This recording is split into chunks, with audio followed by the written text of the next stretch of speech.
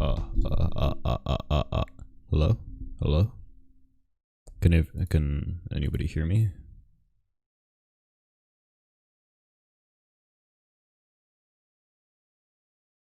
Hello? Oh, anyways, I'm just gonna start. Well, here it is. The Art of War. Yes. I'm gonna start in a minute. I'm just gonna start in a minute.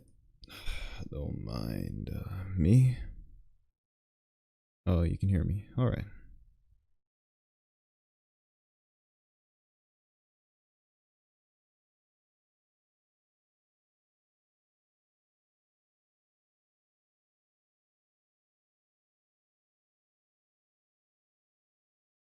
My latency for this stream is on normal, so if you don't, so it's gonna be hard for me to talk to the audience at times, but it's alright.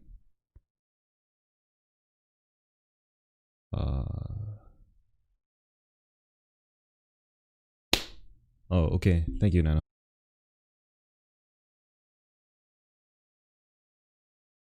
Yes, I like it when my thing goes like this. My frames just drop exponentially. Holy shit. All right. Let me just start reading the Art of War. The Art of War by Sun Tzu. Translated by Linus Skelny. Do I really need to read that? Well, also this is gonna be probably a very boring stream. I'm just gonna read the whole entire Art of War. And that's it. So you guys are just gonna hear you guys are just gonna listen to me just talking about this.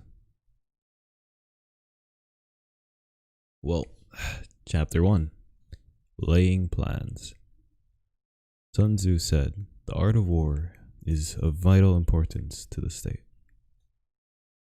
It is a matter of life and death, a road either to safety or to ruin. Hence, it is a subject of inquiry, which can on no account be neglected. I'm very dyslexic, I'm sorry. The art of war, then, is governed by 5 constant factors to be taken into account in one's deliberations when seeking to determine the conditions obtaining in the field. These are the moral law, heaven, earth, the commander, and 5, method and discipline." 6. 5 and 6. It's together, I see. The moral law causes the people to be in complete accord with their ruler, so that they will follow him regardless of their lives, undismayed by any anger. Heaven signifies night and day, cold and heat, times and seasons. Earth comprises distances great and small, danger and security, open ground and narrow passes, the chances of life and death. The commander stands for the virtues of wisdom, sincerity, benevolence, courage, and strictness.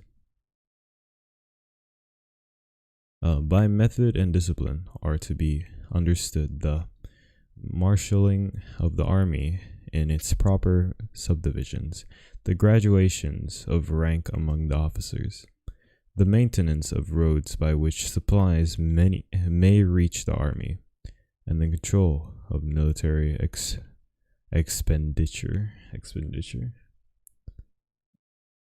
Yeah, probably. These 5 heads should be familiar to every general. He who knows them will be victorious. He who knows them not will fail. Therefore, in your deliberations when seeking to determine the military conditions, let them be made the basis of a comparison. In this wise, which of the two sovereign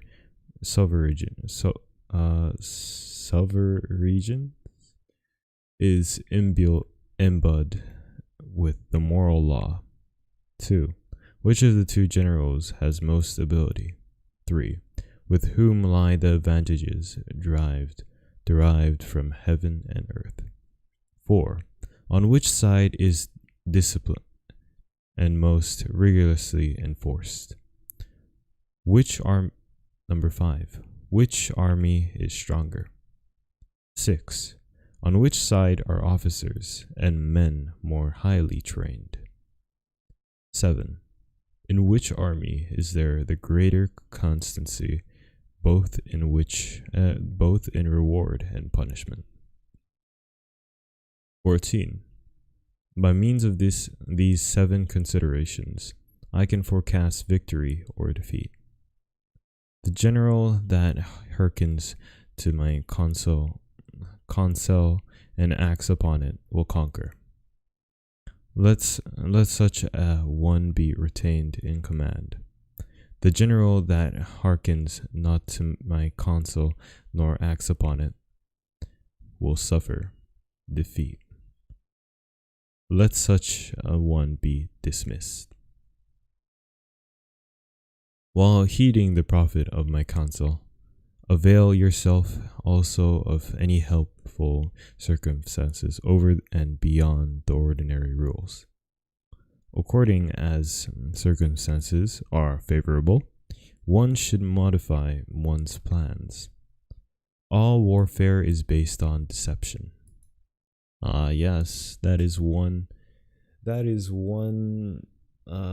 quote from Sun Tzu I remember. All warfare is based on deception. Hence, when able to attack, we must be unable. When using our forces, we must seem inactive. When we are near, we must make the enemy believe we are far away. When far away, we must make him believe we are near. Wait guys, I just want to make sweet love with my fan real quick. Oh, it's hot in my room right now. I'm sorry, guys. I hope you guys don't hear this in the background. Jesus, it's hot. Does my aircon work? Please don't catch the sound of my aircon. Too loud.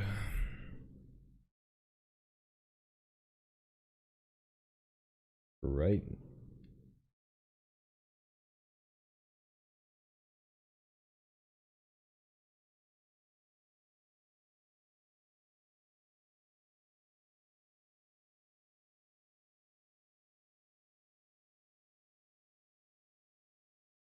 All right.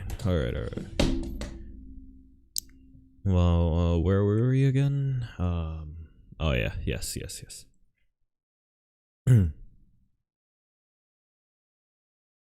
Hence, when able to attack, we must seem unable. When using our forces, we must seem inactive.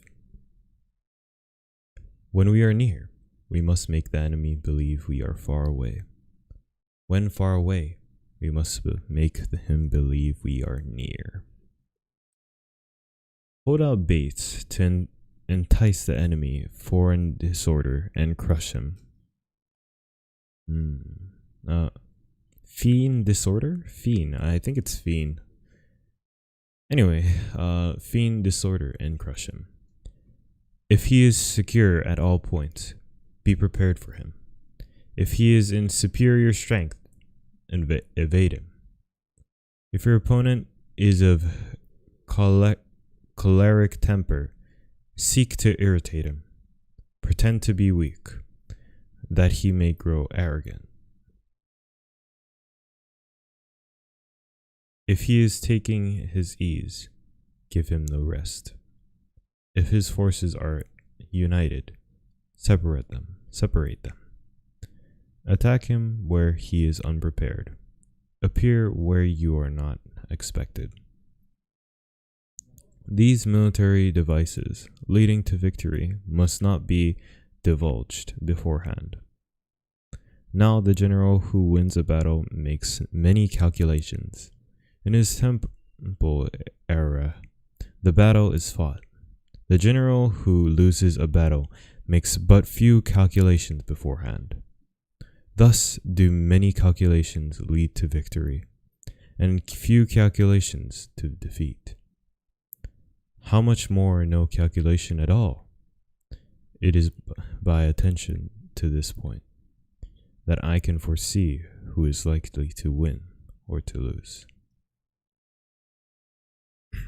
Well, we're at chapter 2 now. Chapter 2, Waging War. Sun Tzu said, in the operations of war, where there are in the field 1,000 swift chariots, as many heavy chariots, and 100,000 mail-clad soldiers, the provisions enough to carry them 1,000 li. Li, I don't know. The expenditure at home and at the front, including entertainment of guests, small items such as glue and paint, and some spent on chariots and armor, will reach the total of 1,000 ounces of silver per day. Such is the cost of raising an army of 100,000 men. When you engage in actual fighting, if victory is long in coming, then men's weapon will grow dull and their ardor will be damp. If you lay siege to a town, you will exhaust your strength. Again, if the campaign is protracted, the resources of the state will not be equal to the strain. Now, when your weapons are dull, your ardor damped, your strength exhausted, and your treasure spent, other chieftains, I've never heard these words in my life. Anyways, other chieftains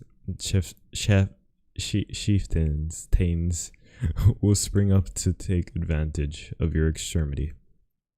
Then no man, however wise, will be able to avert the consequences that must ensure. Thus, though we have heard of stupid haste in war, cleverness has never been seen associated with long delays. There is no instance of a country having benefited from prolonged warfare. Yes?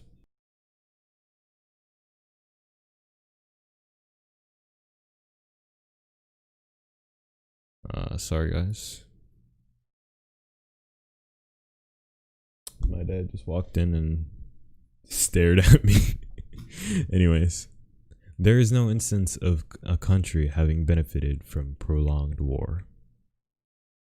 It is only one who is thoroughly acquainted with the evils of war that can thoroughly understand the profitable way of carrying it on. The skillful soldier does not raise a second levy. Neither are his supply wagons loaded more than twice. Bring war material with you from home, but forage on the enemy. Thus the enemy will have food enough for its needs. Poverty of the state. Exequer? Exchequer.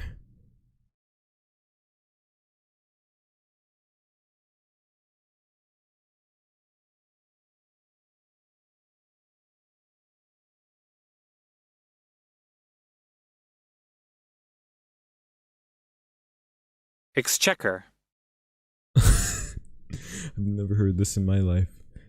Exchequer. Exchequer, a royal or national treasury, the bank account into which tax receipts and other public monies are paid, funds in the British government. Oh, I see. Exchequer. Poverty of the state exchequer causes an army to be maintained by contributions from a distance. Contributing to maintain an army at a distance causes the people to be impoverished. On the other hand, the proximity of an army causes prices to go up, and high prices cause the people's substance to be drained away. When their substance is drained away, the peasantry will be afflicted by heavy exactions. With this loss of substance and exhaustion of strength, the homes of the people will be stripped bare, and 3/10 of their income will be dissipated.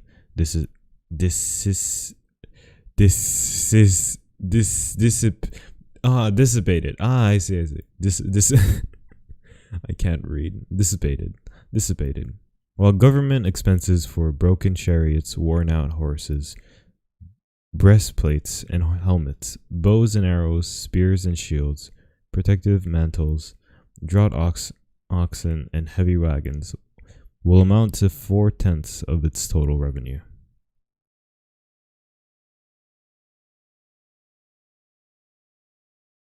Hence, a wise general makes a point of foraging on the enemy. 1 cartload of the enemy's provisions is equivalent to 20 of one's own, and likewise a single picul of his provender. What is this? I've never heard this before. I'm sorry guys, I gotta do this every time.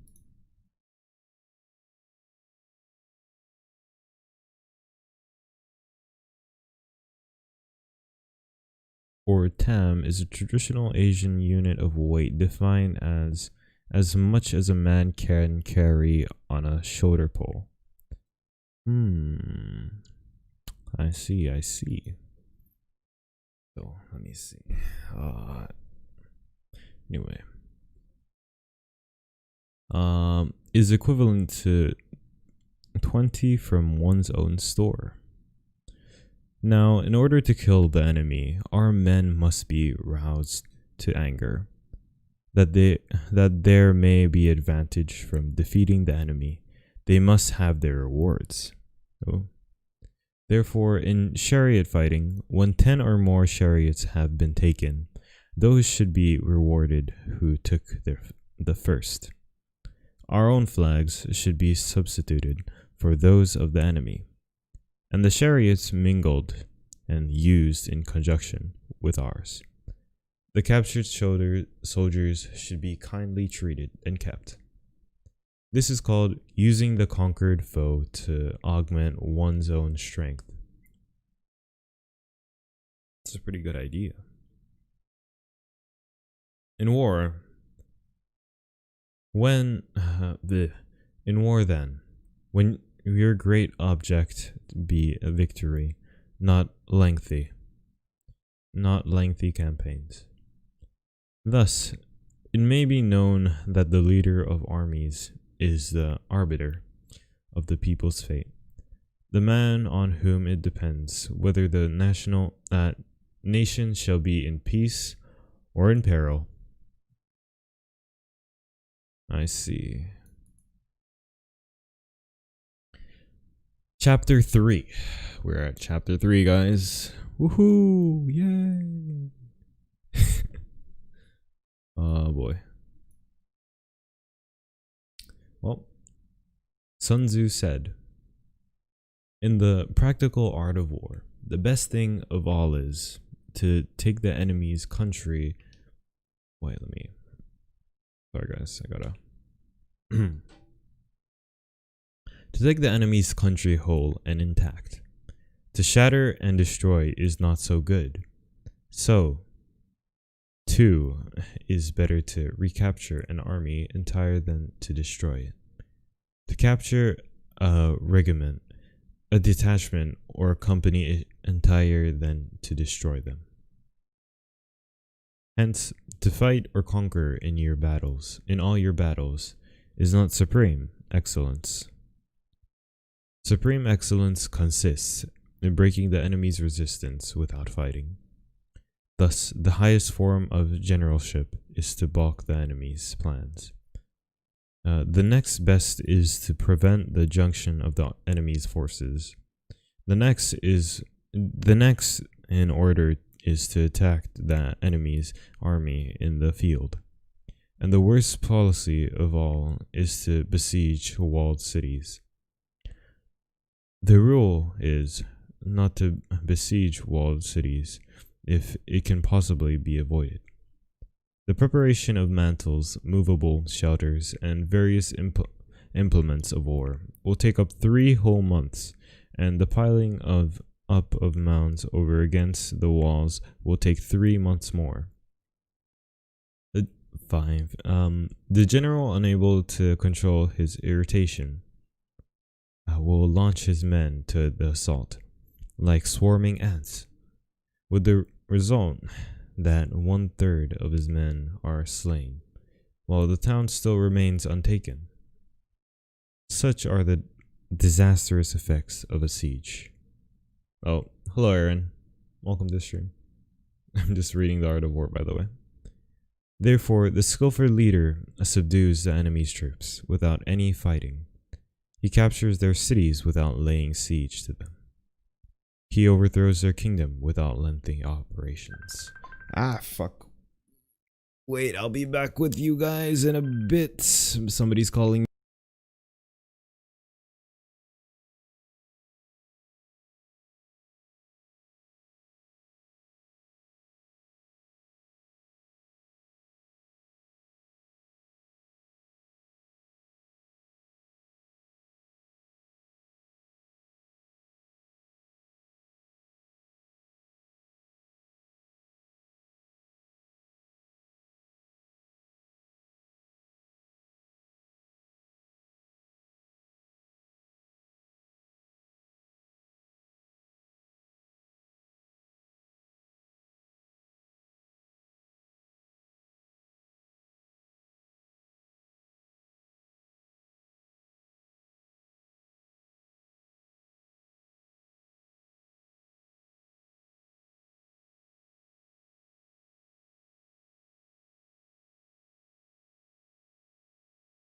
Alright, I'm back. Let's see. What? Yeah, I'm reading the whole book of I'm reading The Art of War, and it's gonna be a long stream, by the way. So if you're just sit back and just relax and we'll listen to my voice if you want. So, where was I again? It was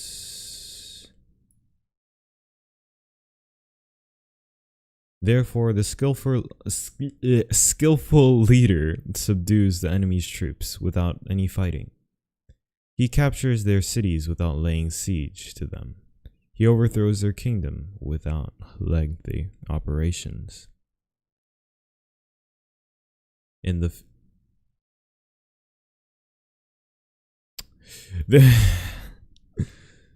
oh my god, I can't read. Therefore, the skillful leader subdues the enemy's troops without any fighting. He captures their cities without laying siege to them. He overthrows their kingdom without lengthy operations in the field. With his forces intact, he will dispute the mastery of empire, and thus, without losing a man, his triumph will be complete. This is the method of attacking by strength. Stratagem.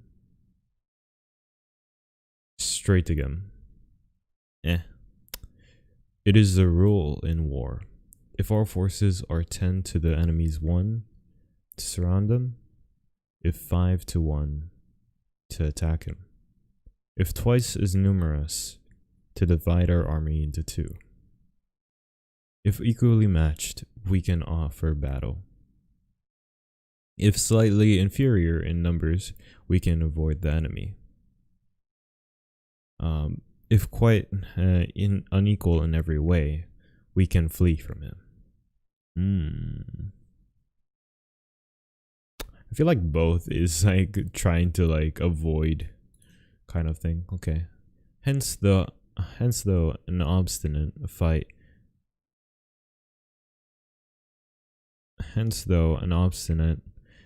may be made by a small force. In the end, it must be captured by the larger force. Now the general is the bulwark of the state.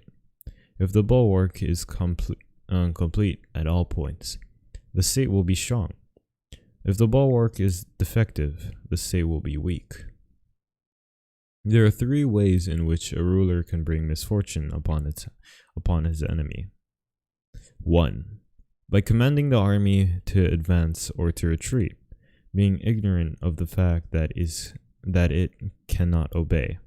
This is called hobbling the army. 2. The attempting to govern any army in the same way as he administers a kingdom, being ignorant of the conditions which obtain in an army. This causes relentlessness in the soldiers' minds. Relentlessness in the soldiers' minds. By employing the officers of his army without discrimination through ignorance of the military principle of adaptation to circumstances. This shakes the confidence of the soldiers. But when the army is restless and distrustful, trouble is sure to come from the other feudal princes. This is simply bringing anarchy into the army and flinging victory away. Thus, we may know that there are 5 essentials for victory. 1. He will win who knows when to fight and when not to fight. 2. He will win who knows how to handle both superior and inferior forces. 3. He will win whose army is animated by the same spirit throughout all its ranks. 4. He will win who prepared himself, waits to take the army unprepared. 5. He will win who has army capacity and is not interfered with by the sovereign.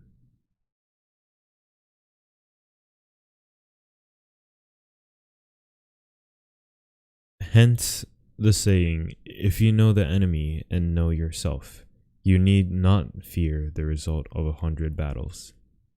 If you know yourself, but not the enemy, for every victory gained, you will also suffer a defeat. If you know neither the enemy nor yourself, you will succumb in every battle. That's deep. Very deep. Chapter 4. Tactical dispositions. Alright. Let me drink water real quick.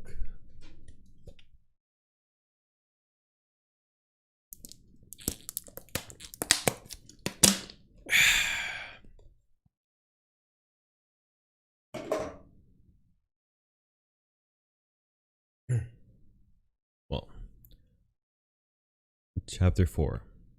Tactical dispositions. Sun Tzu said, "The good fighters of old first put themselves beyond the possibility of defeat, and then waited for an opportunity of defeating the enemy. To secure ourselves against defeat lies in our own hands, but the opportunity of defeating the enemy is provided by the enemy himself. Thus, the good fighter is able to secure himself against defeat, but cannot make certain of defeating the enemy. Hence the saying, one may know how to conquer without being able to do it. Security against defeat implies defensive tactics. Ability to defeat the enemy means taking the offensive. Standing on the defensive indicates insufficient strength. Attacking and superabundance of strength. The general who is skilled in defense hides in the most secret recesses of the earth. He who is skilled in attack flashes forth from the topmost heights of heaven. Thus, on the one hand, we have ability to protect ourselves. On the other, a victory that is complete. To see victory only when it is within the ken of the common herd is not the acme of excellence. Neither is the acme of excellence if you fight and conquer and the whole empire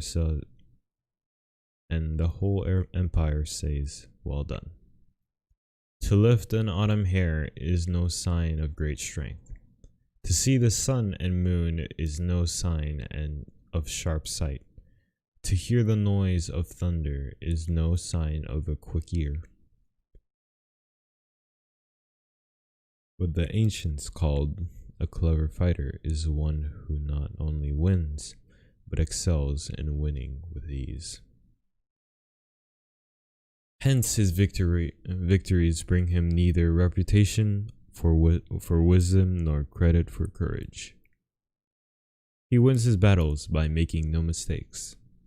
Making no mistakes is what establishes the certainty of victory, for it means conquering an enemy that is already defeated. Hence, the skillful fighter puts himself in a position which makes defeat impossible, and does not miss the moment for defeating the enemy. Thus, it is that in war the victorious strategist only seeks battle after the victory has been won, whereas he who is destined to defeat first fights and afterwards looks for victory. The consummate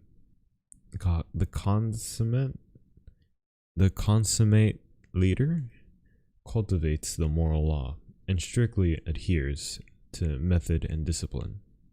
Thus, it is in his power to control success. In respect of military method, we have firstly measurement, secondly estimation of quantity, thirdly calculation, fourthly balancing of chances, fifthly victory. Measurement owes an existence to earth, estimation of quantity of measurement to measurement, calculation of estimation of quantity, balancing of chances to calculation, and victory to balancing of chances. A victorious army opposed to a routed one is as a pound's weight placed in the scale against a single grain. The onrush of a conquering force is like the bursting of pent-up waters into a chasm 1,000 fathoms deep. Alright, chapter 5. Oh wait, I'll be back guys in a few minutes.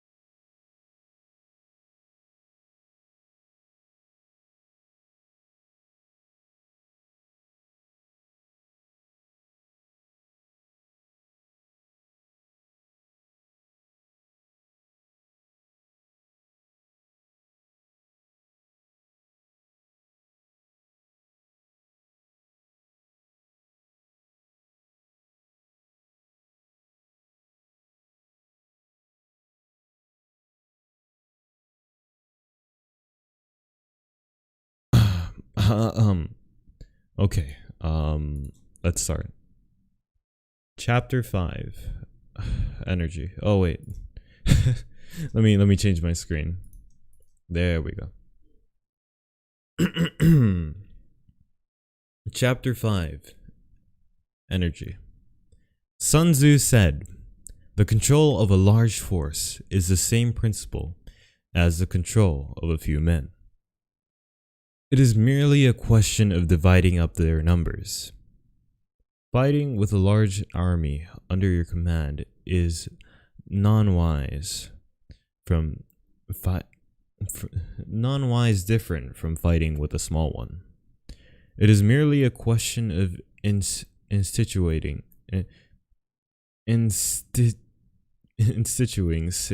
signs and signals.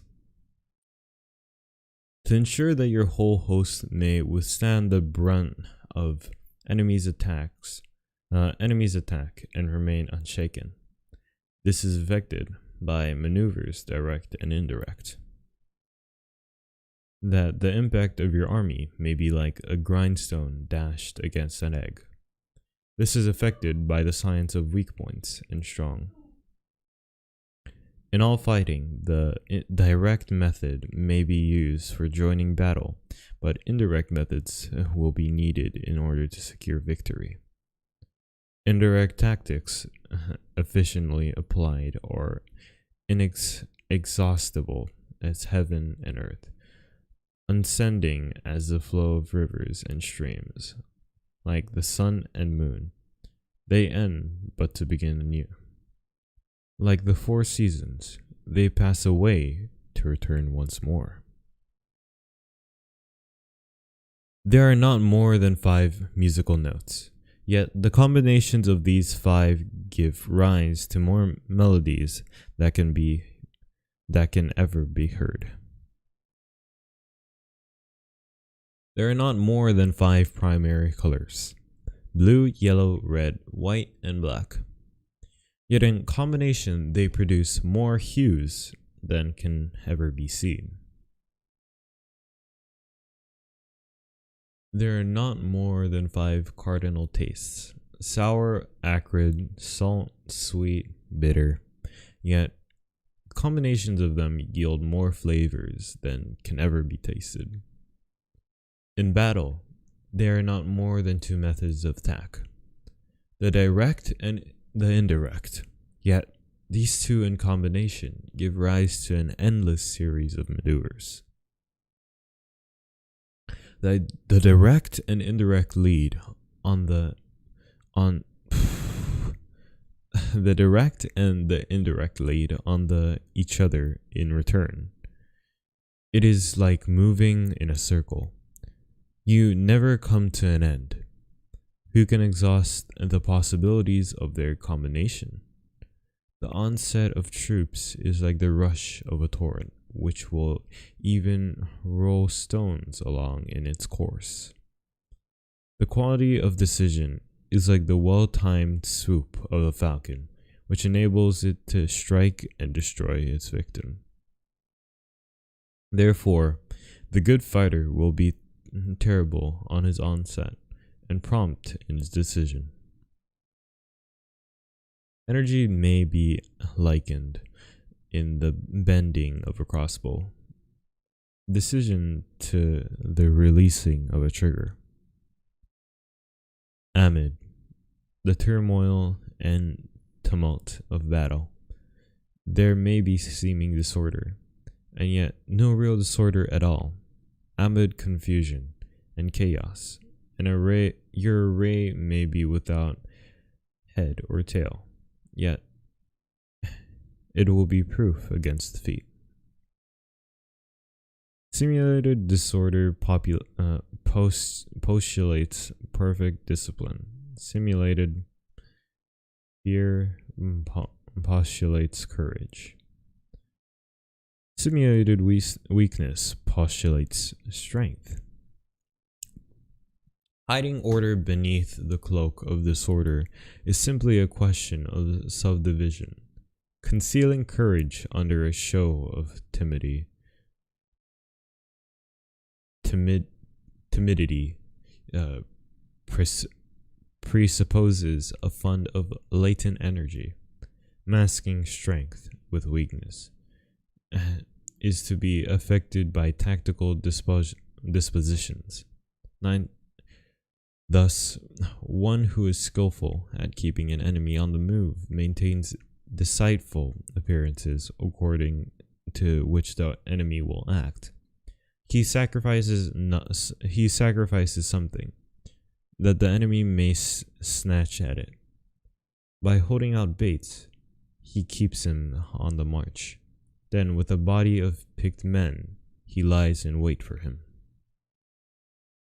The clever combatant looks to the effect of combined energy, and does not require too much of individuals, hence his ability to pick out the right men and utilize combined energy. When he utilizes combined energy, his fighting men become, as it were, like onto rolling logs or stones. For it is the nature of a log or stone to remain motionless on level ground, and to move when on a slope. If four-cornered, to come to a standstill, but if round-shaped, to go rolling down.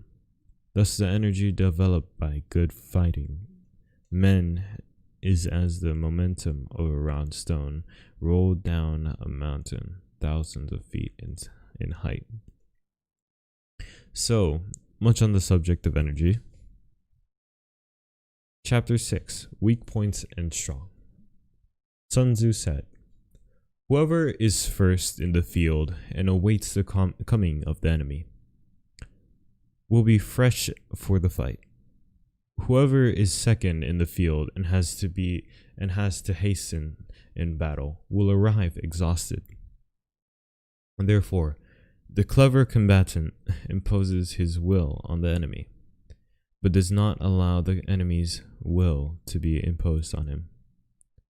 By holding out advantages to him, he can cause the enemy to approach of his accord, or by inflicting damage, he can make it impossible for the enemy to draw near. If the enemy is taking his ease, he can harass him. If well supplied with food, he can starve him out. If quietly encamped, he can force him to move. Appear at points which the enemy must hasten to defend. March swiftly to places where you are not expected. An army may march great distances without distress, if it marches through country where the enemy is not. You can be sure of succeeding your attacks if you only attack places which are undefended. You can ensure the safety of your defense if you only hold positions that cannot be attacked. Hence, the general is skillful in attack whose opponent does not know what to defend, and he is skillful in defense whose opponent does not know what to attack. O divine arts of subtlety and secrecy, though you we learn through you we learn to be invisible, through you inaudible, and hence we can hold the enemy's fate in our hands. You may advance and be absolutely irresistible if you make for the enemy's weak points. We may retire and be safe from pursuit if your movements are more rapid than those of the enemy. If we wish to fight, the enemy can be forced to an engagement even though he be sheltered behind a high rampart and a deep ditch. All we need do is attack some other place that he will be obliged to relieve. If we do not wish to fight, we can prevent the enemy from engaging us, even though the lines of our encampment is merely traces out on the ground. All we need to do is to throw something odd, unaccountable in his way. By discovering the enemy's dispositions and remaining invisible ourselves, we can keep our forces concentrated while the enemies must be divided. We can form a single united body while the enemy must split up into fractions. Hence, there will be a whole pitted against separate parts of a whole, which means that we shall be many to the enemy's few. And if we are unable thus to attack an inferior force with a superior one, our opponents will be in dire straits. The spot where we intend to fight must not be made known, for the enemy will have to prepare against a possible attack at several different points, and his forces being thus distributed in many directions, the number we shall have to face at a given point will be proportionately few. Yeah.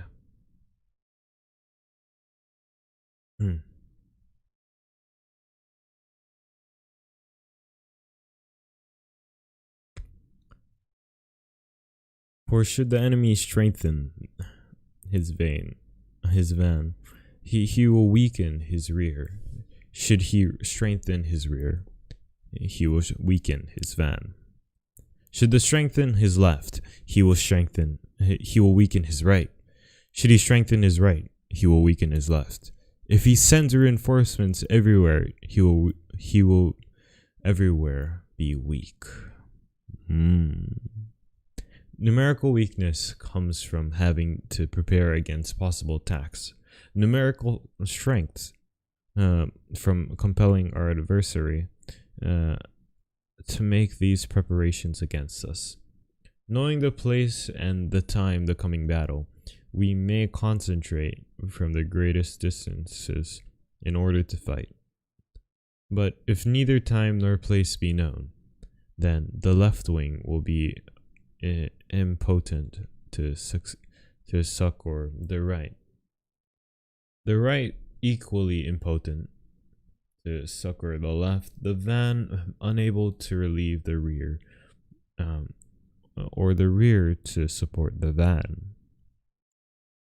How much more so if the furthest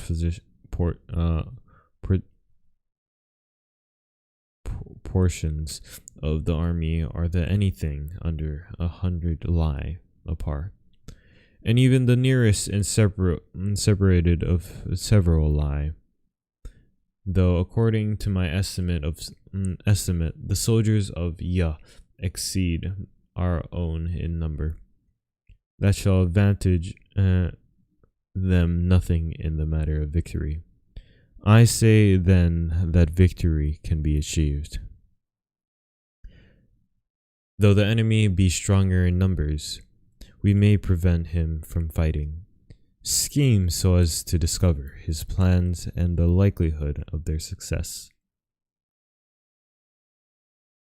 Oh. Why is it on OBS?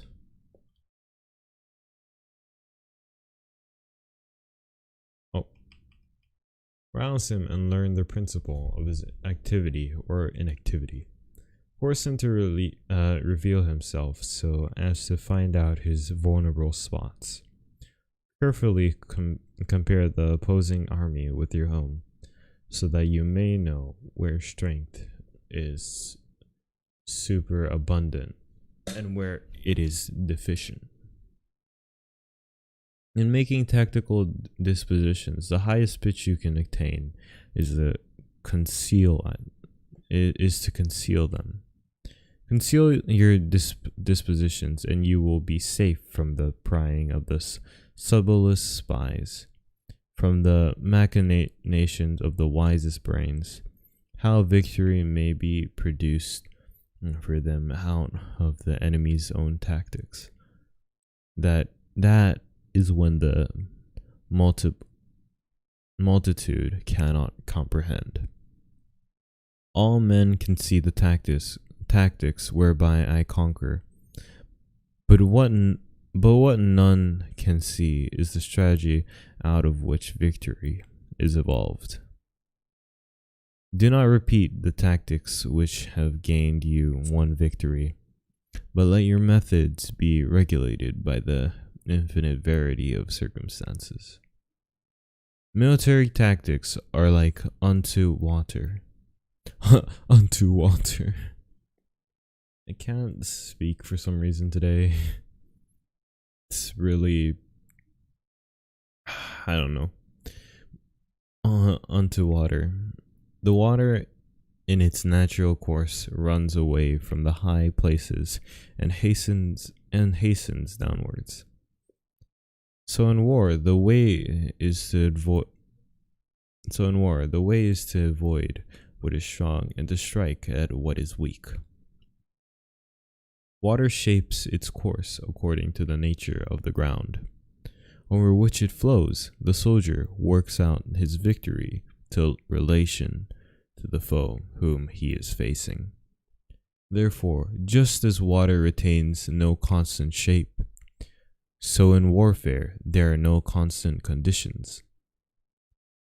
He who can modify his tactics in relation to his opponent, and thereby succeed in winning, may be called a heaven-born captain. The 5 elements, water, fire... Oh, really? Now you want to do that to me? Please. Ah, fuck.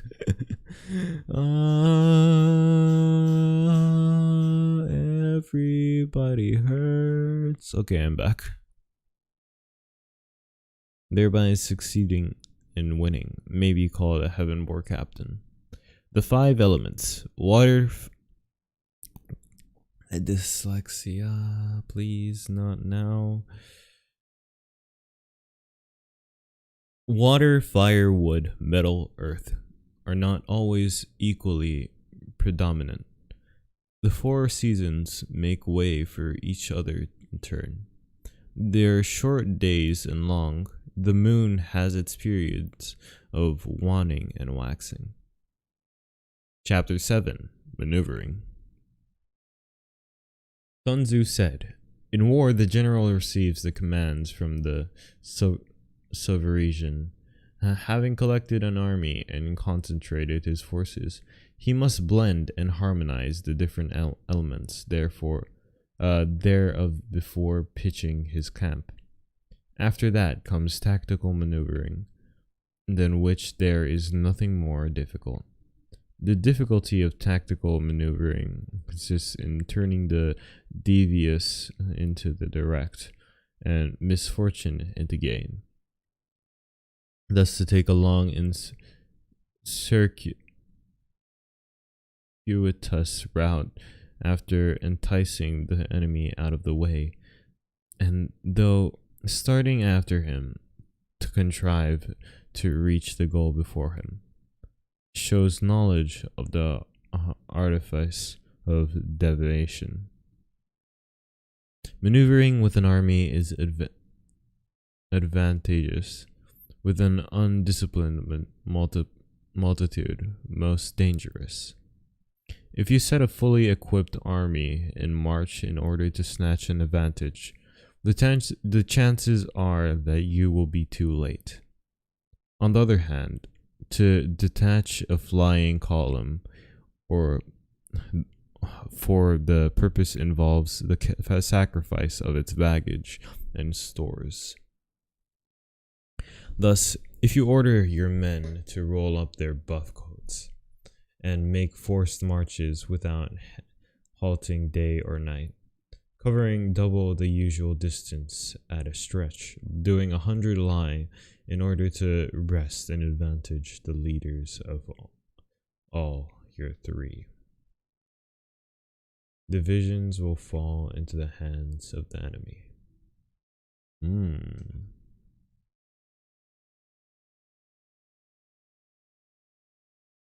The stronger men will be front, the jaded ones will fall behind, and on his plan, only 1/10 of your army will reach its destination. If you march 50 li in order to outmaneuver the enemy, you will lose the leader of your first division, and 1/2 your force will reach the goal. If you march 30 li, with the same object, 2/3 of your army will arrive. We may take it then that an army without its baggage train is lost. Without provisions, it is lost. Without bases of supply, it is lost. We cannot enter into alliances until we are acquainted with the designs of our neighbors. We are not fit to lead an army on the march unless we are familiar with the face of the country, its mountains and forests, its pitfalls and precipices,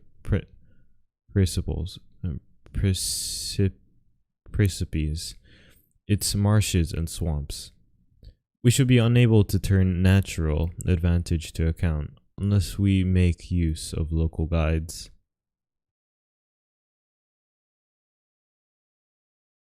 In war, practice dissimulation, and you will succeed. Whether to concentrate or to divide your troops must be decided by circumstances. Let your rapidity be that of the wind, your compactness that of the forest.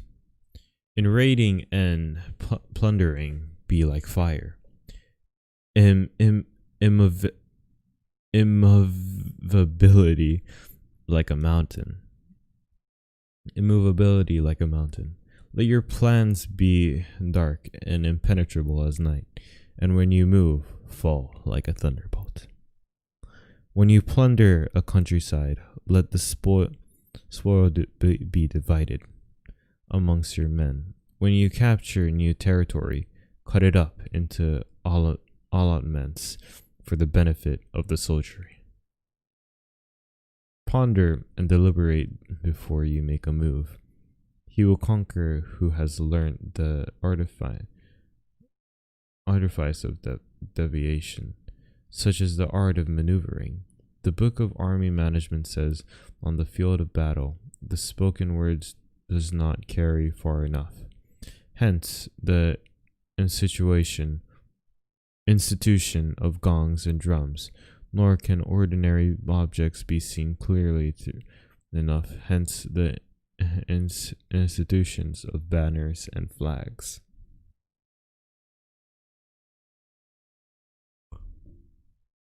Gongs and drums, banners and flags are means whereby the ears and the eyes of the host may be focused on one particular point. The host thus forming a singular united body. Is it impossible either for the brave to advance alone or the large masses of men? The night fighting then makes much of signal fires and drums, and in fighting by day, the flags and banners, as a means of influencing the ears and eyes of your army.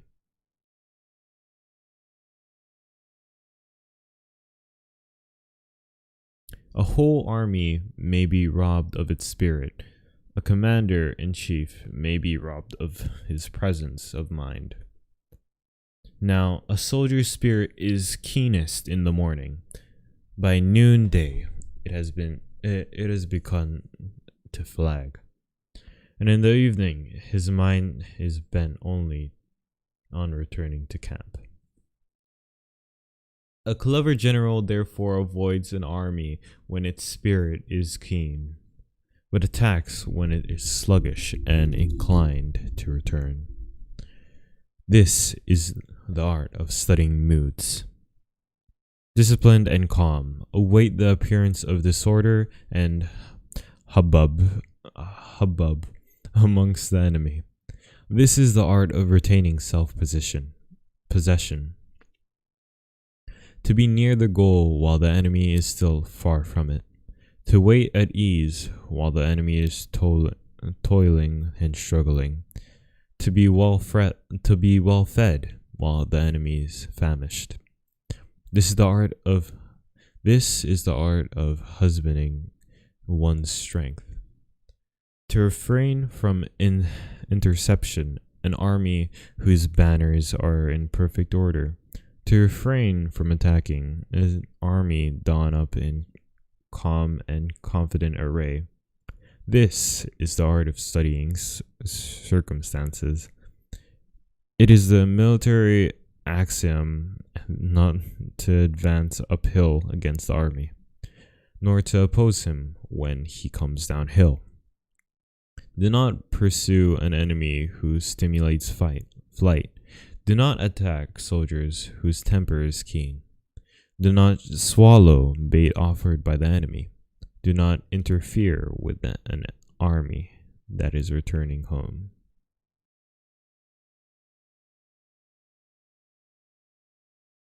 When you surround an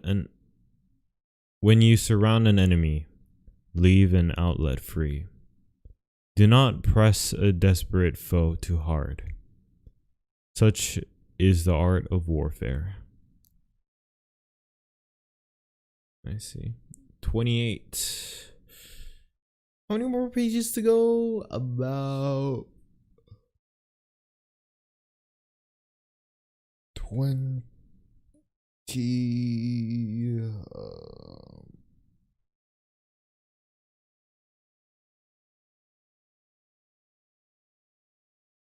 Well, 28 more pages to go. Whew. This is gonna be pretty hard. Chapter 8, Variations in Tactics. Wait, let me drink water.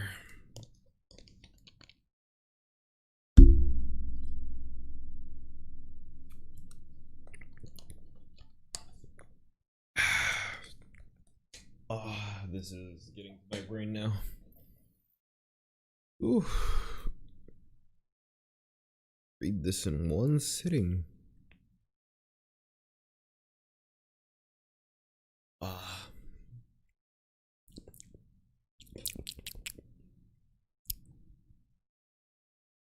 Lip smack.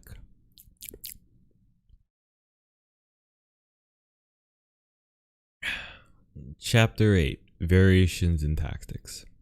Sun Tzu said, in war, the general receives his commands from the silver region, collects his army, and concentrates his forces. When it is difficult country not to encamp, in country where high roads intersect, join hands with your allies, do not linger in dangerously isolated positions. In the hemmed in situations, in hemmed in situations, you must report to stratagem. I really need to learn words. What is this? It is, how do I say this? Stratagem. Stratagem. A plan or scheme, especially one used to outwit an opponent or achieve an end. Stratagem. Stratagem. Stratagem. Stratagem. Big board trash. What is this? I'm just reading the Art of War in one sitting, so if you're gonna watch me, well, good luck. Or you know what I mean. I'm just gonna read this the whole time. So, Alfonso, is this your homework? No. Why would I do homework? This is what this is a lifestyle. I'm just reading the Art of War. That's it, okay? Don't worry about me, man. Don't worry about me. Okay, this is gonna take so long. Chapter 8, Variations in Tactics. This is for content, by the way.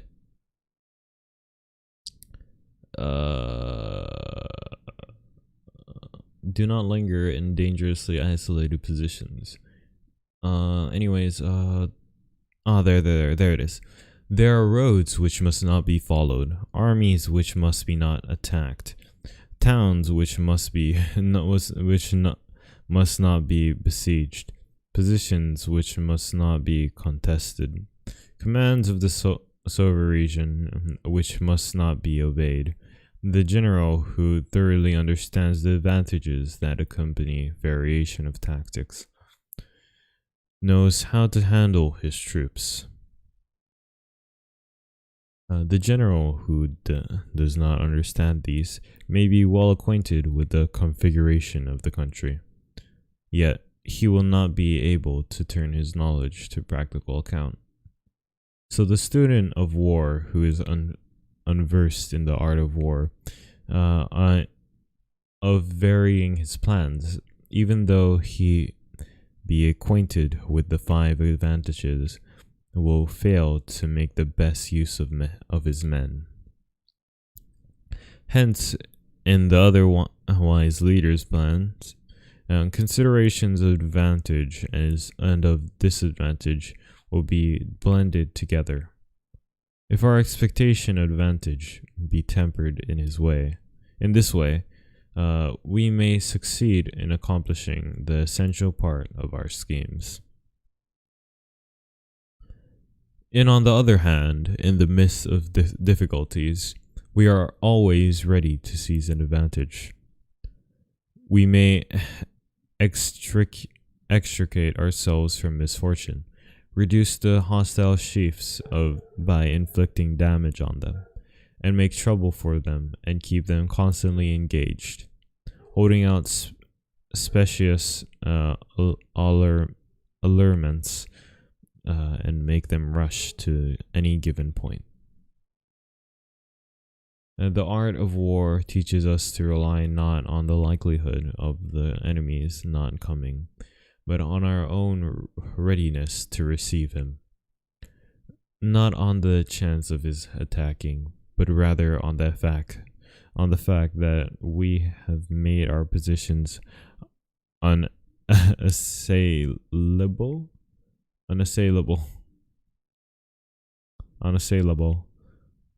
There are 5 dangerous faults which may affect a general recklessness, which leads to destruction.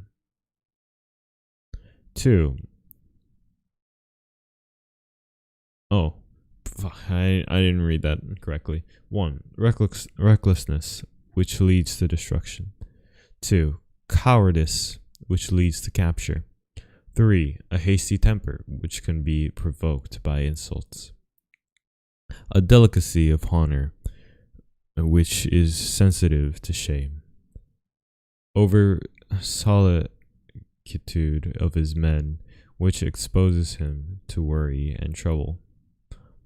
These are the 5 besetting sins of a general, ruinous to the conduct of war. When an army is overthrown and its leader slain, the cause will surely be found among these 5 dangerous faults. Let them be a subject of meditation. The army on the march. Sun Tzu said, "We come now to the question of encamping the army and observing signs of the enemy. Pass quickly over mountains and keep the neighborhood of valleys. Camp in high places facing the sun. Do not climb heights in order to fight. So much for mountain warfare. After crossing a river, you should get far away from it. When an invading force crosses a river in its onward march, do not advance to meet it in midstream. It will be best to let half the army get across, and then deliver your attack. If you are anxious to fight, you should not go to meet the invader. near a river which he has to cross. Moor your craft higher up than the enemy, and facing the sun, do not move upstream to meet the enemy. So much for river warfare. In crossing salt marshes, your sole concern should be to get over them quickly without any delay. If forced to fight in a salt marsh, you should have water and grass near you, and get your back to a clump of trees. So much for operations in salt marshes. In dry level country, make up an easily accessible position with rising ground to your right and on your rear, so that the danger may be in front and safety lie behind. So much for campaigning in flat country.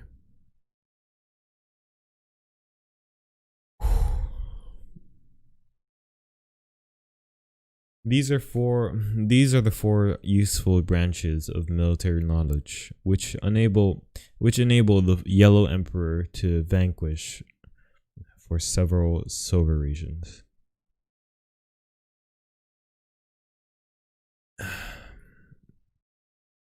All armies prefer high ground to low, and sunny places to dark. If you are careful of your men and camp on hard ground, the army will be free from disease of every kind, and this will spell victory. When you come to a hill or a bank, occupy the sunny side with a slope on your right rear.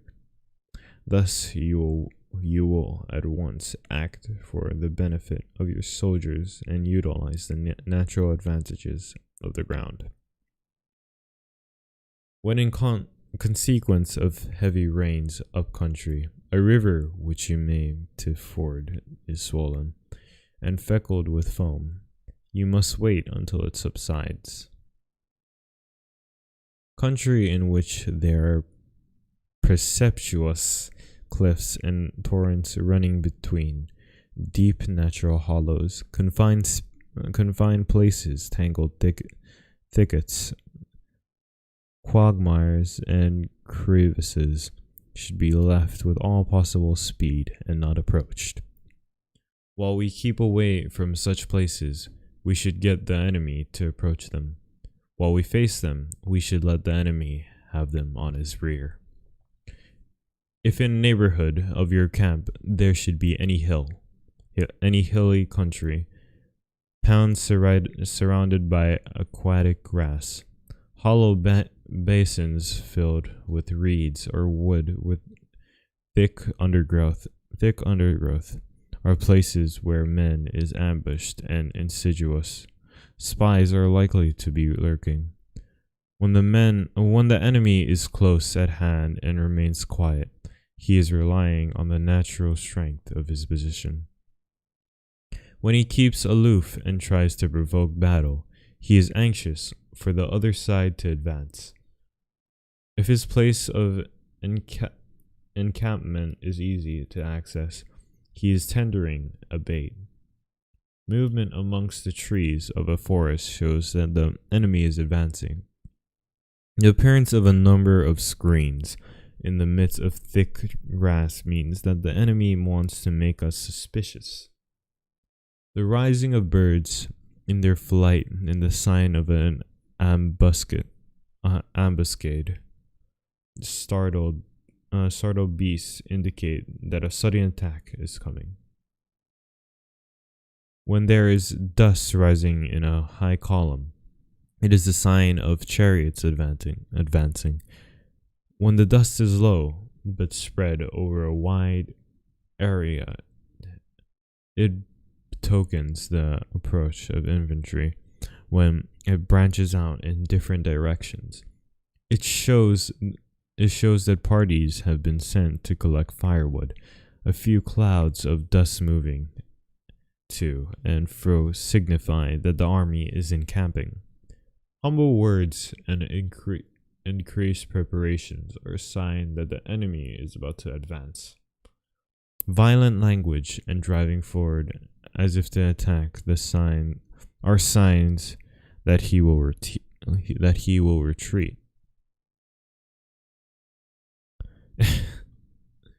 When the light man's really do be reading though. Yeah. Um this is this is for content. Nothing else.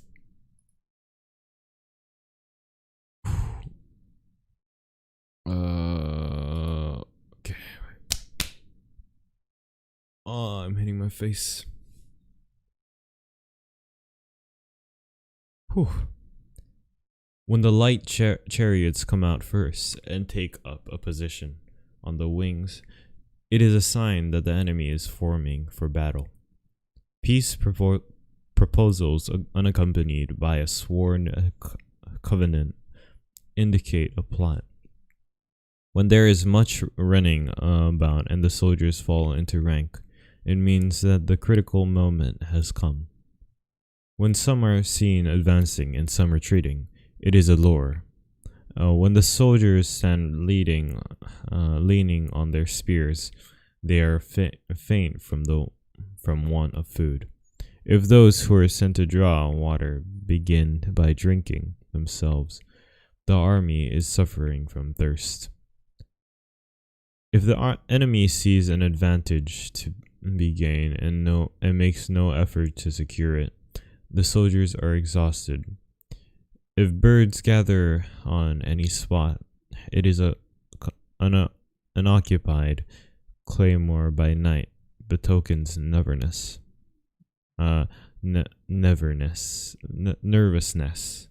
Hey bro, when you're done, read the whole things backwards. Oh no, I don't want to. You think I'm doing this because I like it? No way, man.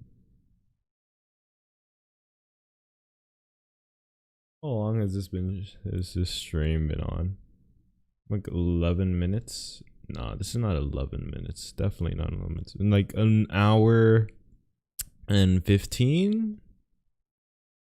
Yeah, it's definitely like an hour and 15 minutes. Oh god. Maybe an hour and 25. Wait. I have this thing.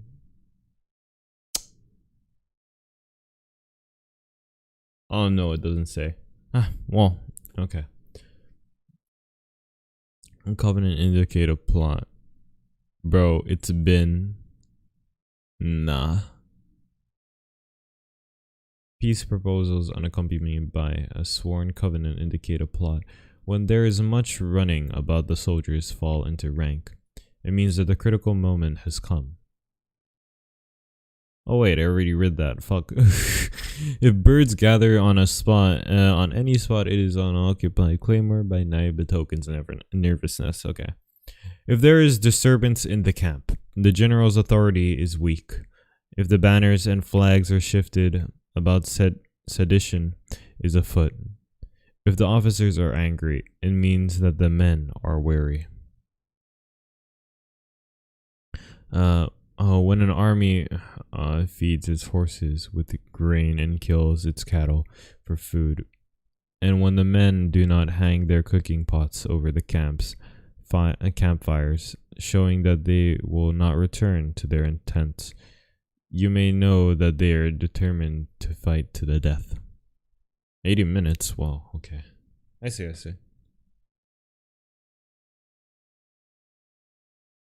So it's like an hour and 20 or 30 minutes? So it's... Oh, wow. It's amazing.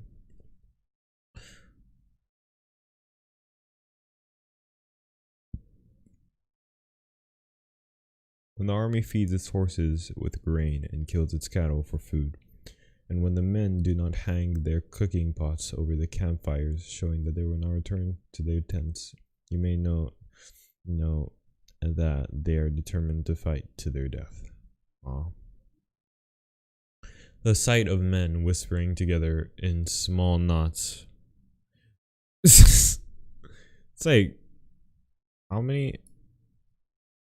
So this is 35, right? 35. About. There's like 13 chapters to this.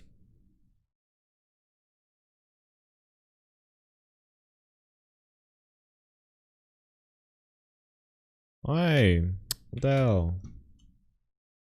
I always keep on pressing that button for some reason. Anyways, where is it? So this is chapter 11, chapter 10. Right here. So this is, yeah. Subdued tones points to disaffection amongst the rank and file. Bet I'ma stay. Bet I'ma stay. Alright. Oh, I'm getting called. Wait, real.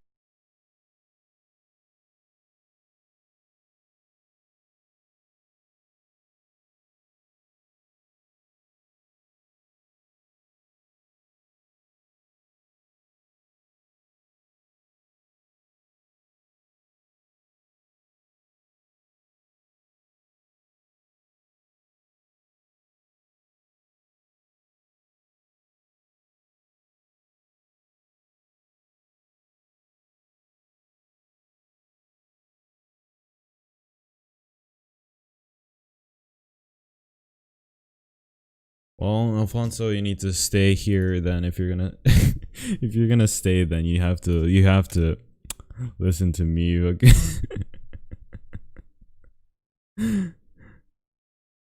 You have to listen to me saying all of this shit, man. Whew. You better check yourself. All right. Let's do this.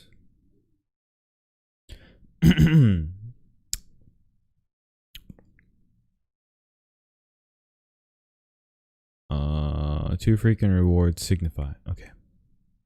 Two frequent rewards signify that the enemy is at the end of his resources. Too many punishments betray a condition of desire. A condition of dire distress. To begin by bluster, by afterwards to take fright at the enemy's numbers, show a supreme lack of intelligence. When envoys are sent with compliments in their mouths, it is a sign that the enemy wishes for a truce. If the enemy troops march up angrily and remain facing ours for a long time, without either joining battle or taking themselves off again, the situation is one that demands great vigilance and circumspection. If our troops are no more in number than the enemy, that is amply sufficient. It only means that no direct attack can be made. What we can do simply to concentrate all our available strength, keep a close watch on the enemy, and obtain reinforcements. Do I have my mic on? Yeah, I have my mic on. Okay. If you heard that, I'm sorry. If I broke your ears, I'm sorry. I just gotta.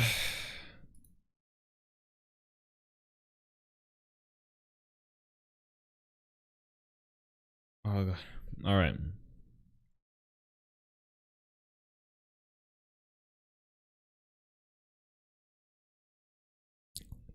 Therefore, soldiers must be treated with the first instance with humanity, but kept under control by means of iron discipline. This is a certain road to victory. If in training soldiers' commands are habitually enforced, the army will be well disciplined. If not, its discipline will be bad. If a general shows confidence in his men, but always insists on his orders by obeying, the gain will be mutual. Chapter 10. Terrain. Ooh, 3 more, guys. 3 more. Chapter 10. Terrain. I didn't hear anything restart the whole stream. Fuck you. No. I ain't gonna do that. I ain't gonna do that. If you wanna hear it, just like watch the VOD, okay? I'm not gonna restart. Chapter 10. Oh, Chapter 10. Sun Tzu said, "We may distinguish 6 kinds of terrain, to wit, 1. Accessible ground. 2. Entangling ground. 3.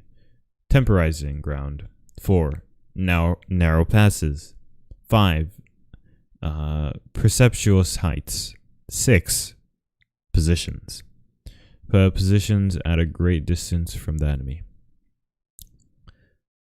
Ground which can be freely traversed by both sides is called accessible. With regard to ground of this nature, be before the enemy in occupying the raised and sunny spots, and carefully guard your line of supplies. Then you will be able to fight with advantage.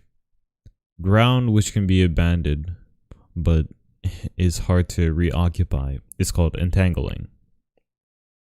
From a position of this sort, if the enemy is unprepared, you may sally forth and defeat him. But if the enemy is prepared for your coming, and you fail to defeat him, then return being impossible, disaster will ensure. When the position is such that neither side will gain by making the first move, it is called temporizing ground.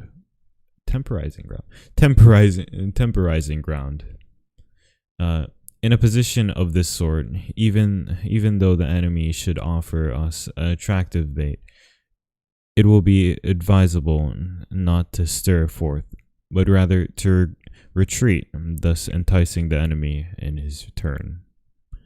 Then when part of his enemy has come out, we may deliver our attack with advantage. With regard to narrow passes, if you can occupy them first, let them be strongly garrisoned and await the advent of the enemy. Should the army forestall you in occupying a pass, do not go after him if the pass is fully garrisoned, but only if it is weakly garrisoned. With regard to precipitous heights, if you are beforehand with your adversary, you should occupy the raised and sunny spots, and there wait for him to come up. If the enemy has occupied them before you, do not follow him, but retreat and try to entice him. If you are situated at a great distance from the enemy, and the strength of the two armies is equal, it is not easy to provoke a battle, and fighting will be to your disadvantage. Who is calling me? This has been happening for like the past few minutes. I'll be back in like 10 seconds. Be right.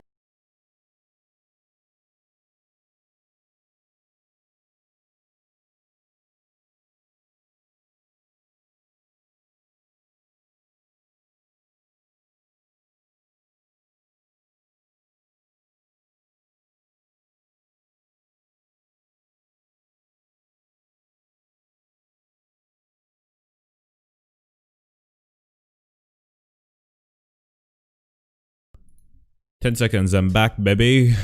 All right. People keep on calling me right now. I don't know why.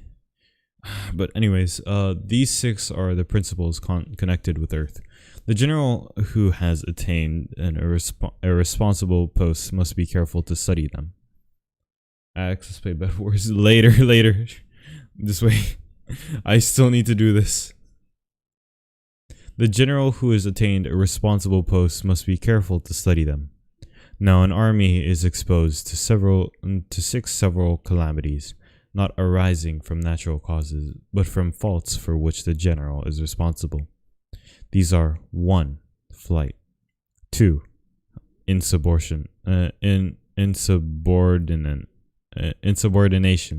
3. Collapse. 4. ruin. 5. Disorganization. 6. Rout. 15. Other conditions being equal, if one force is hurled against another 10 times its size, the result will be the flight of the former. When the common soldiers are too strong and their officers too weak, the result is insubordination. When the officers are too strong and the common soldiers too weak,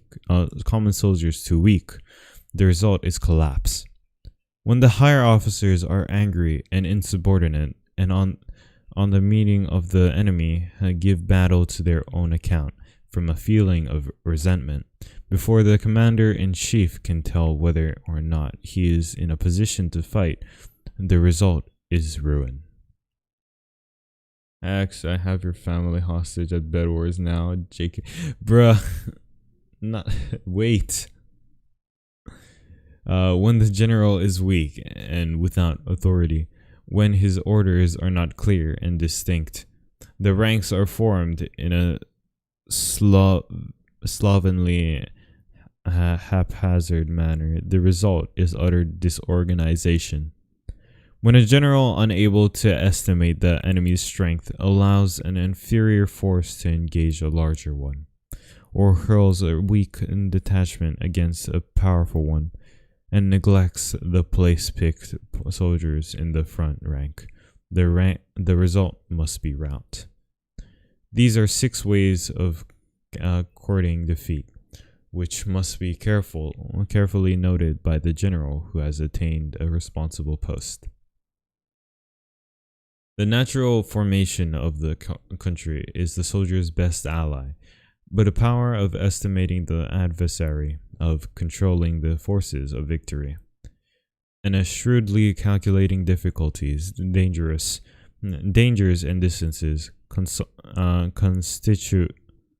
constitutes the test of a great general. He who knows these things and in fighting puts his knowledge into practice will win his battles. He who knows them not nor practices them will surely be defeated. If fighting is sure to result in victory, then you must fight, even though the ruler forbid it. If fighting will not result in victory, then you must not fight, even at the ruler's bidding. The general who advances without coveting fame and retreats without fearing disgrace, whose only thought is to protect his country and do good service for his sober region, is the jewel of the kingdom. Regard your soldiers as your children, and they will follow you into the deepest valleys. Look upon them as your own beloved sons, and they will stand by you, even unto death. If, however, you are indulgent and unable to make your authority felt, kind-hearted but unable to enforce your commands, and incapable, moreover, of quelling disorder, then your soldiers must be likened to spoilt children. They are useless for any practical purpose.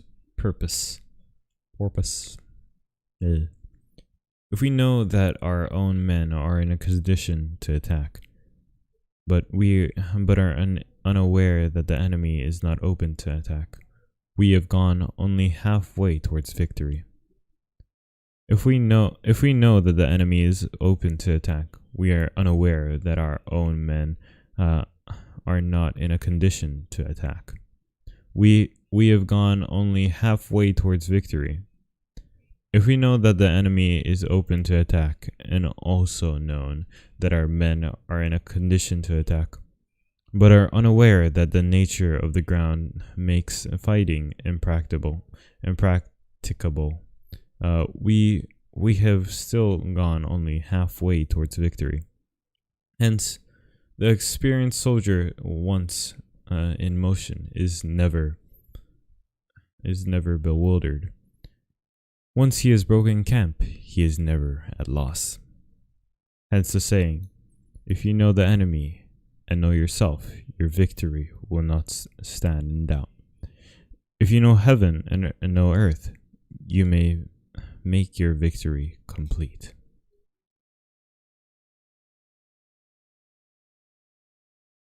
Chapter 11. The 9 Situations. Sun Tzu said, the art of war recognizes 9 varieties of ground. Dispersive ground, facial ground, contentious ground, 4 open ground, 5 ground of intersecting highways, 6 serious ground, 7 difficult ground, 8 hemmed in ground, 9 desperate ground. When a chieftain is fighting in his own territory, it is dispersive ground. When he is penetrated into hostile territory, but to not no great distance, it is facial ground. The possession of which imports great advantage to either side, is contentious ground. Ground on which each side has liberty of movement is open ground. Ground which forms the key to 3 contiguous states, so that he who occupies it first has most of the empire at his command, is a ground of intersecting highways. When an army has penetrated into the heart of a hostile country, leaving a number of fortified cities in its rear, it is serious ground. It is serious ground. I just stuttered there. Mountains, mountain forests, rugged steeps, marshes, and fens, all country that is hard to traverse. This is difficult ground. Ground which is reached through narrow gorges, and from which we can only retire by tortuous paths, so that a small number of the enemy would suffice to crush a large body of our men. This is hemmed in ground. Ground on which we can only be saved from destruction by fighting without delay is desperate ground. Ground on which we can only be saved from destruction by fighting without delay is desperate ground. On dispersive ground, therefore, fight not. On facial ground, halt not. On contentious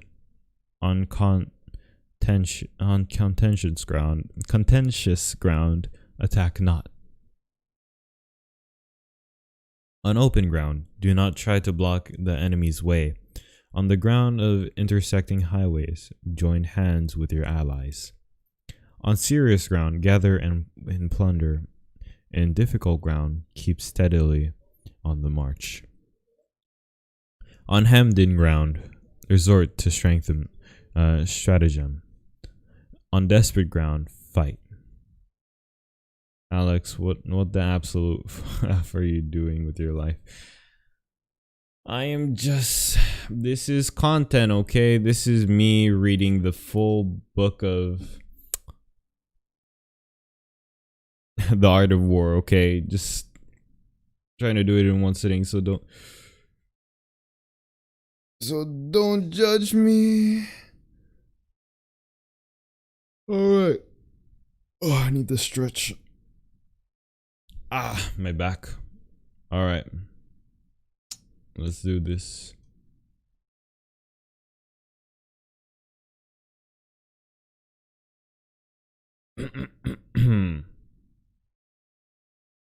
Man's really cock bottom. Alrighty, dude. Alrighty. Those are called skillful leaders of old know how to drive a cold wedge between the enemy's front and rear, to prevent cooperation between his large and small divisions, to hinder the good troops from rescuing the bad, the officers from rallying their men, When the enemy's men were united, they managed to keep them in disorder. When it was to their advantage, they made a forward move. When otherwise, they stopped still. If asked how to cope with a great host of the enemy in orderly array and on the point of marching to the attack, I should say, begin by seizing something which your opponent holds dear. Then he will be amenable to your will. Rapidity is the essence of war. Take advantage of the enemy's unreadiness. Make your way by unexpected routes and attack unguarded spots. The following are the principles to be observed by an invading force. The further you penetrate into a country, the greater will be the solidarity of your troops, and thus the defenders will not prevail against you. Make forays in fertile countries in order to supply your army with food. Carefully study the well-being of your men, and do not overtax them. Concentrate your energy and hoard your strength. Keep your army continually on the move, and devise unfathomed plans. Throw your soldiers into positions whence there is no escape, and they will prefer death to flight. If they will face death, there is nothing they may not achieve.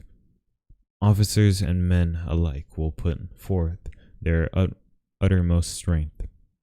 Soldiers, when in desperate straits, lose the sense of fear. If there is no place of refuge, they will stand firm.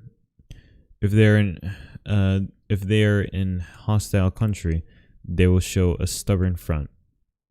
If there is no help for it, they will fight hard. Thus, without waiting to be marshaled, the soldiers will be constantly on the qui-vive. I'm just gonna search this up real quick because I don't know what this means. You guys might not know what it means either. On the qui-vive. On the qui-vive. On the qui-vive. On the qui-vive. On the alert or lookout. I see. On the qui-vive. On the qui-vive. Without waiting to be asked, they will do your will. Without restrictions, they will be faithful. Without giving orders, they will be trusted. Prohibit the taking of omens, and do away with superstitious doubts. Then, until death itself comes, no calamity need be feared. If our soldiers are not overburdened with money, it is not because they have a distaste for riches. If their lives are not unduly long, and to the Shuaijan. Now the Shuaijan is a snake that is found in the Chang Mountains. Strike at its head, and you will be attacked by its tail. Strike at its tail, and you will be attacked by its head. Strike at the middle, and you will be attacked by both, by head and tail both. Asked if an army can be made to imitate the Shuaijan, I should answer yes, for the men of Wu and the men of Ye are enemies. Yet, if they are crossing a river in the same boat and are caught by a storm, they will come to each other's assistance, just as the left hand helps the right. Hence, it is not enough to put one's trust in the tethering of horses and the burying of chariot wheels in the ground. The principle on which to manage an army is to set up one, and one standard of courage which all must reach. How to make the best of both strong and weak? That is a question involving the proper use of ground. Thus, the skillful general conducts his army just as though he were leading a single man willy-nilly by the hand. It is the business of a general to be quiet and thus ensure secrecy, upright and just, and thus maintain order. He must be able to mystify his officers and men by false reports and appreciances, and thus keep them in total ignorance. By altering his arrangements and changing his plans, he keeps the enemy without definite knowledge by shifting his camp and taking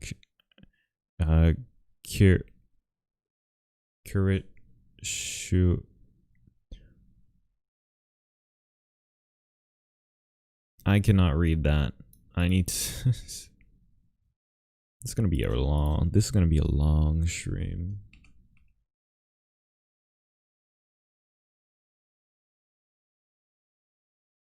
Securitas, longer than the most direct way. Securitas. And taking circuitous routes to prevent the enemy from anticipating his purpose. At the critical moment, the leader of an army acts like one who has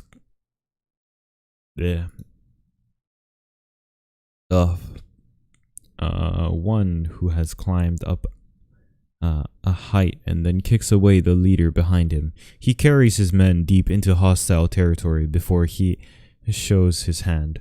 He burns his boats and breaks his cooking pots, like a shepherd driving a flock of sheep.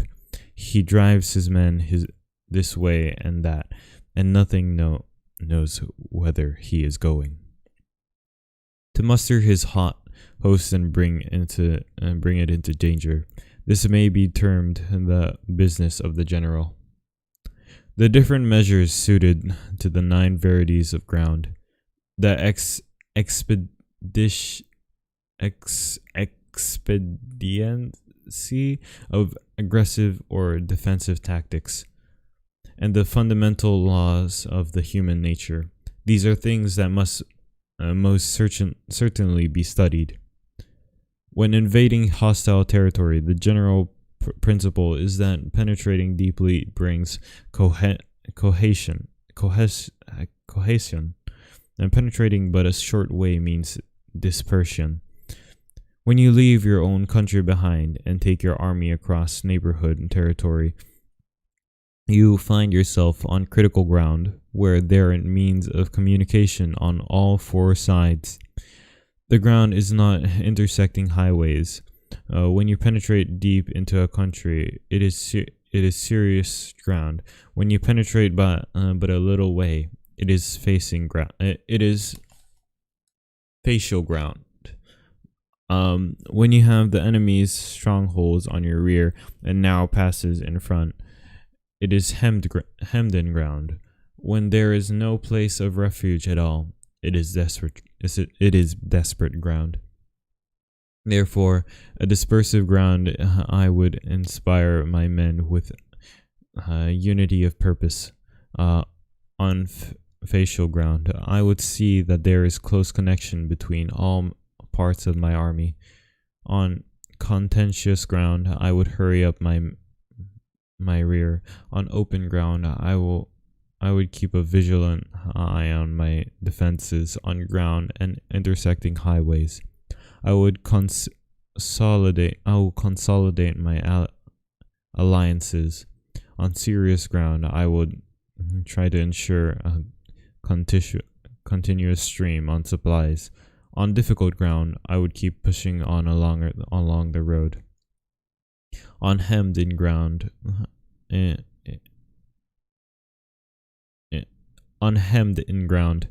I would block any way of retreat. On desperate ground, I would proclaim to my soldiers the hopelessness of saving their lives.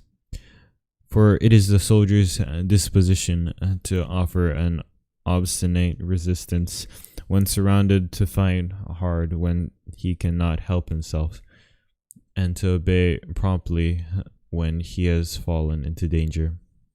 We cannot enter into alliance with neighboring princes until we are acquainted with their designs. We are not fitted. We are not fit to lead an army on the march unless we are familiar with the face of the country, its mountains and forests, its pitfalls and principles, its marshes and swamps. We shall be unable to turn natural advantages to account unless we make use of local guides. To be ignored by any one of the following 4 or 5 principles does not benefit a warlike prince. When a warlike prince attacks a powerful state, his generalship shows itself in preventing the concentration of the enemy's forces. He overawes his opponents, and their allies are prevented from joining against him. Hence, he does not strive to ally himself with all and sundry, nor does he foster the power of other states. He carries out his own secret designs, keeping his antagonists in awe. Thus, he is able to capture his cities and overthrow their kingdoms.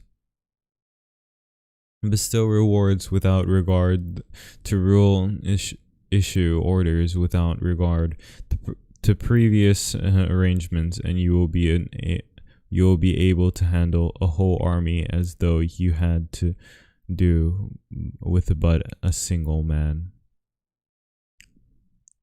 Confront your soldiers with the deed itself. Never let them know your design. When the outlook is bright, bring it before their eyes, but tell them nothing when the situation is gloomy. Place your army in deadly peril, and it will survive. Plunge it in desperate straits, and it will come off in safety.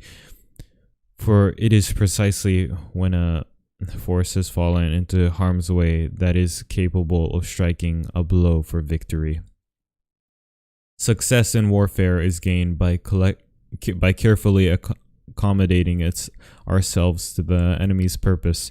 By persistently hanging on the enemy's flank, we shall succeed in the long run in killing the commander-in-chief. This is called ability to accomplish a thing by sheer cunning. On the day that you take up your command, block the frontier passes, destroy the official tallies, and stop the passage of all emissaries. Be stern in the council chamber so that you may control the situation. If the enemy leaves a door open, you must rush in. Forestall your opponent by seizing what he holds dear, and subtly contrive to time his arrival on the ground. Walk in the path defined by rule, and accommodate yourself to the enemy until you can fight a decisive battle. At first, then, exhibit the coyness of a maiden until the enemy gives you an opening. Afterwards, accumulate the rapidity of a running hare, and it will be too late for the enemy to oppose you. Chapter 12, guys. Chapter 12, guys. 2 more. 2 more chapters to go. Ooh. Oh man. I'm sweating. I'm sweating.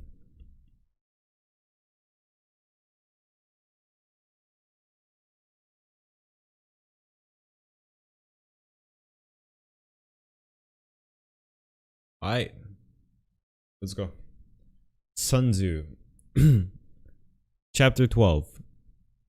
The Attack by Fire. Sun Tzu said, "There are 5 ways of attacking with fire. The first is to burn soldiers in their camp. The second is to burn stores.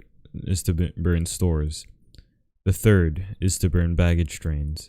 The fourth is to burn arsenals and magazines. The fifth is to hurl dropping fire amongst the enemy." In order to carry out an attack, we must have means available. The material for raising fire should always be kept in readiness. There is a proper season for making attacks with fire, and special days for starting a flagration. The proper season is when the weather is very dry. The special days are those when the moon is in the constellations of the sieve, the wall, the wing, or the crossbar. For these 4 are all days of the rising wind. In attacking with fire, one should be prepared to meet 5 possible developments. 1. When fire breaks out inside the enemy's camp, respond at once with that attack from without. If there is an outbreak of fire, but the enemy's soldiers remain quiet, bide your time and do not attack.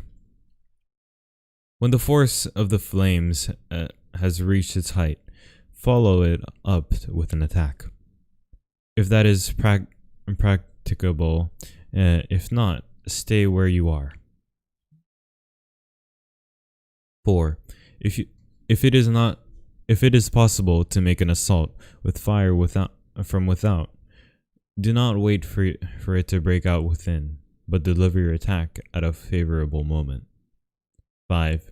When you start a fire, be it windward of it.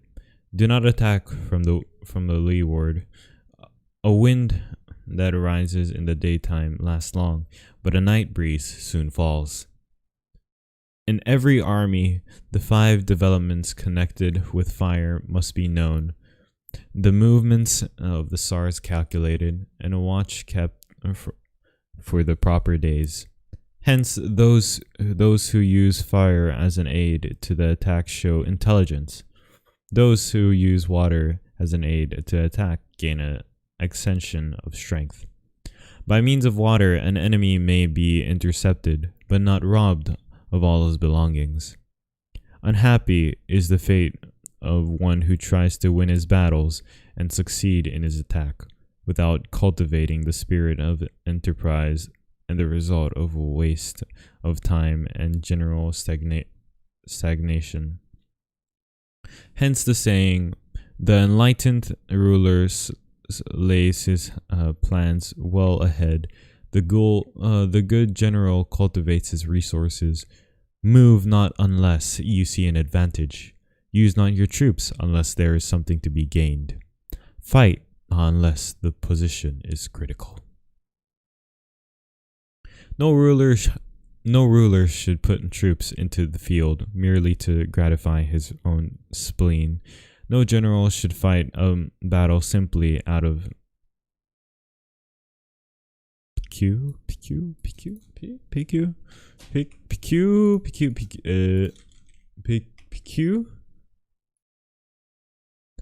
pique, a feeling of irritation or resentment resulting from a slight, especially to one's pride.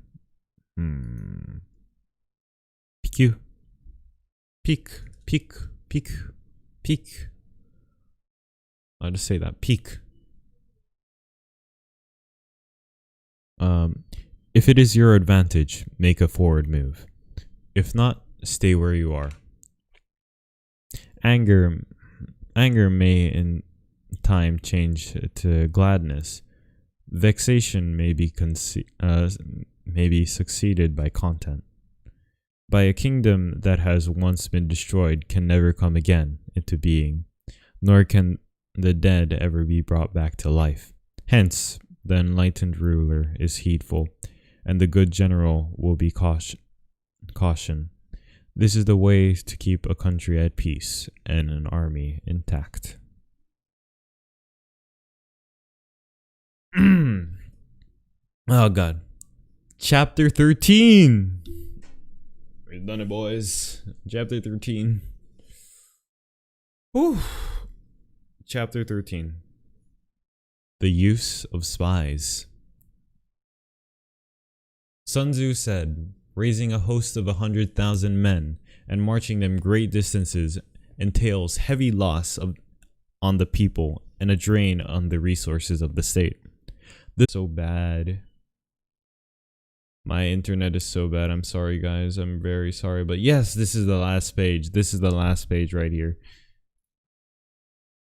Did I reconnect? Is it good now? Yes. Yay. Yeah. It's working.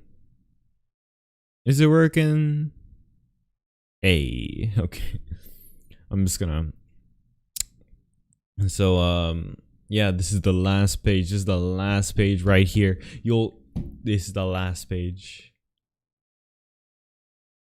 Whew. So you already heard me talk until here, right? Okay. Hostile armies may face each other for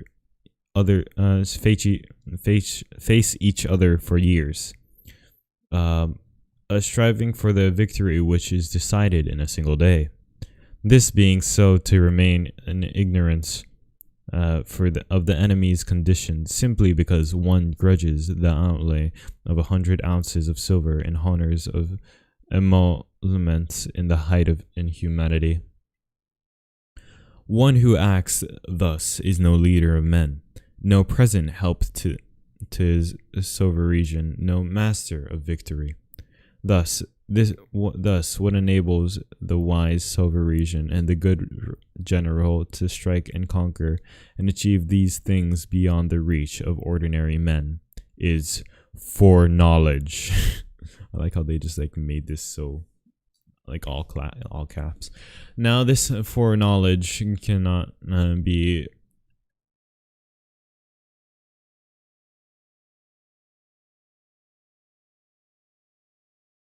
elicited.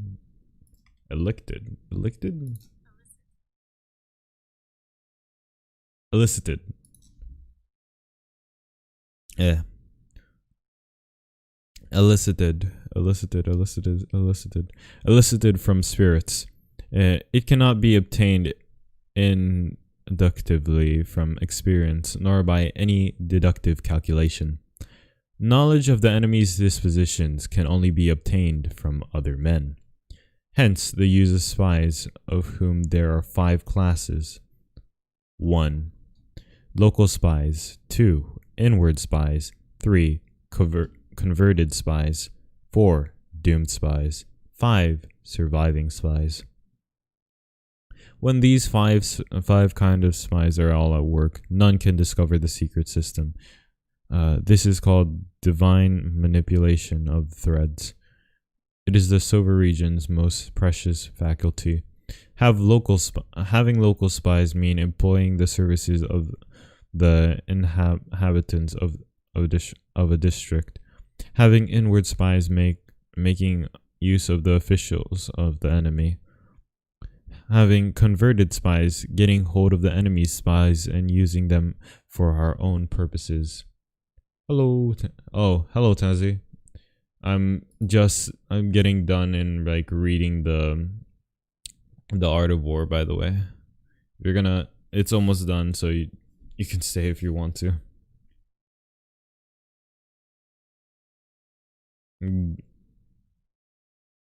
If you're talking to Alfonso, yes, he's good. If you're talking to me, yes, I'm good.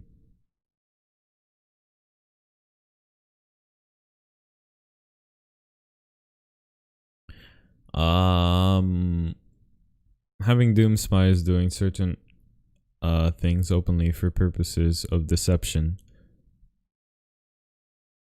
Wait. Okay, having converted spies, getting hold of the enemy's spies and using them for our own purposes. Having doom spies doing certain things openly for purposes of deception, and allowing our spies to know of them and report them to the enemy. Surviving spies, finally, are those who bring back news from the enemy's camps. Enemy's camp. Hence, it is what which none in the whole army are in more intimate relations to be maintained with the spies. None should be more liberally rewarded. In no other business should greater secrecy be preserved. Other spies cannot be usefully employed without a certain intuitive sagacity. They cannot be properly managed without benevolence and straightforwardness.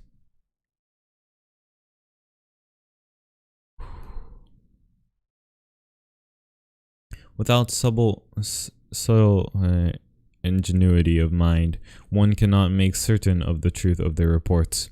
Be subtle in your spies for every kind of business. If a secret piece of news is divulged by a spy before the time is ripe, he must be put to death together with the man to whom the secret was told.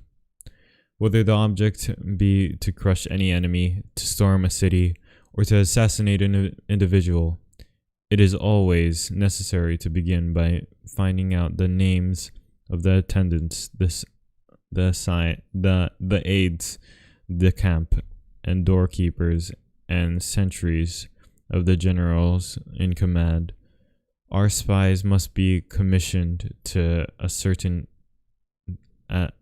these. The enemy's spies who have come to spy on us must be sought out, tempted with bribes, led away, and comfortably housed. Thus they will become converted spies and available for our service. It is through the information brought by the converted spies that we are able to acquire and employ local and inward spies. It is owing to his information again that we can cause the doomed spy to carry false tidings to the enemy. Lastly, it is by his information that the surviving spy can be used on appointed occasions. The end and aim of spying, all its 5 verities, is knowledge of the enemy, and this knowledge can only be derived in the first instance from the converted spy. Hence, it is essential that the converted spy be treated with the utmost liberty. Of old, the rise of the Yin dynasty, and due to Aiche, who had served under the Hsia, likewise, the rise of the Zhou dynasty was due to Liu Ya, who had served under the Yin. Hence, it is only the enlightened ruler and the wise general who will use the highest intelligence of the army for purpose of spying, and thereby they achieve great results. Spies are the most important element in water, because of them depends on army's ability to move.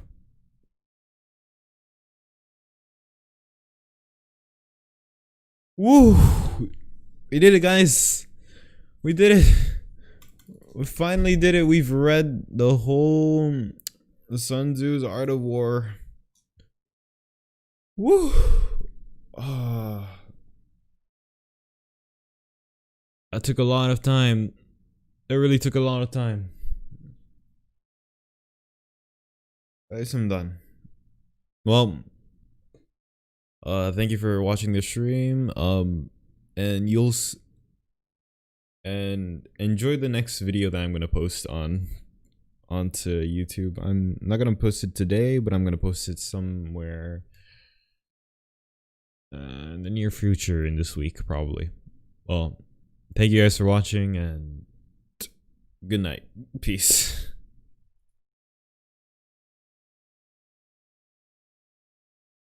It was all worth it. Thank you.